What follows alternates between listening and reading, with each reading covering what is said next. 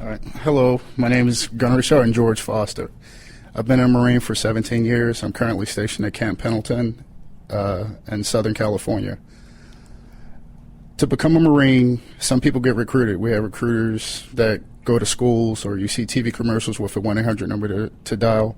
In my case, it was a calling. It was something that I always wanted to do ever since I was a small child.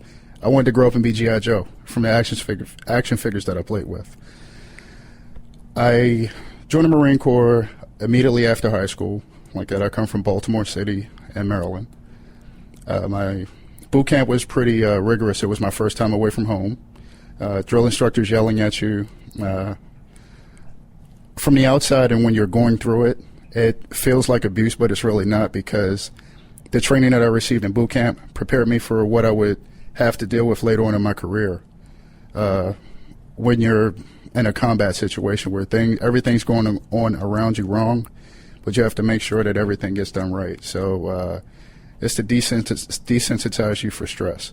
So I graduated boot camp, that 1995 February. My first duty station was Cherry Point, North Carolina. I was with the EA-6B Prowler unit, their aircraft that jam radar. After leaving Cherry Point, I got stationed at Marine Corps Air Station Miramar, where I was with a logistics unit doing the same job in a different part of the country. I spent 4 years there. I left there because my mother had fell ill.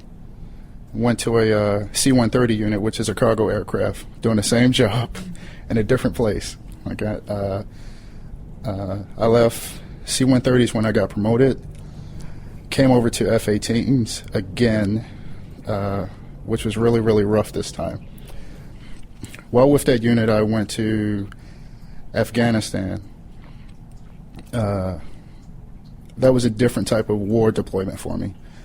While there for 3.5 months, we got indirect fired. The closest one hit as I was standing outside talking to somebody. When they're far away, you hear a boom. When it's really close, you hear a really loud clap, like if someone slammed a door or slammed a book down.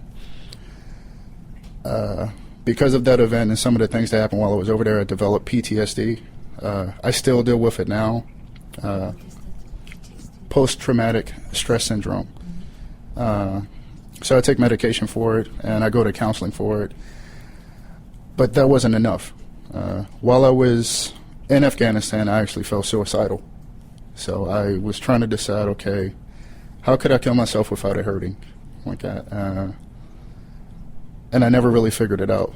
But I was seeing a therapist. My therapist asked me the greatest question that I was ever asked, and that's, if you were not going to kill yourself, what were you going to do in life?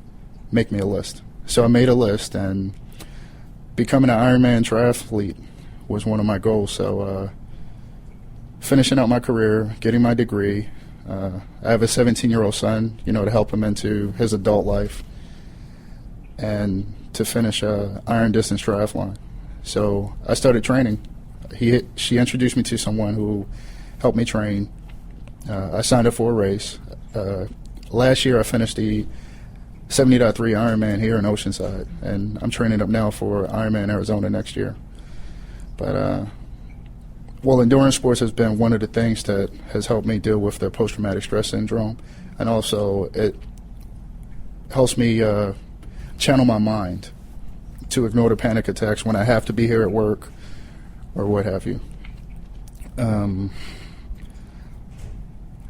The command that I'm at right now, HMLAT 303 in Camp Pendleton, will probably be where I'll retire from.